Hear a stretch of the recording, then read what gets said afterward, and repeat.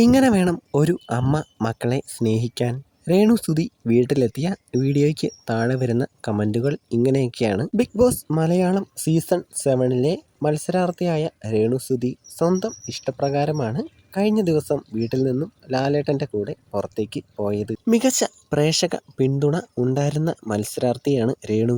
എന്നാൽ ഹൗസിൽ ചെന്ന് ഒരാഴ്ച കഴിഞ്ഞപ്പോഴേക്കും മാനസികമായി താൻ വളരെ വീക്കാണെന്ന് രേണു പറയാൻ തുടങ്ങി.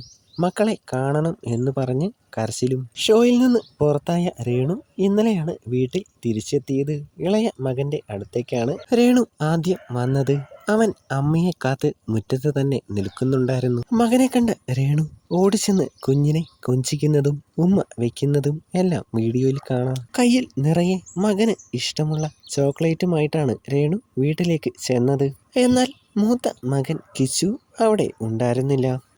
കുഞ്ഞുങ്ങളെ ഇതുപോലെ സ്നേഹിക്കുന്ന വേറൊരു അമ്മയെ കണ്ടിട്ടില്ല എന്നൊക്കെയാണ് വീഡിയോയുടെ താഴെ വരുന്ന കമൻറ്റുകൾ.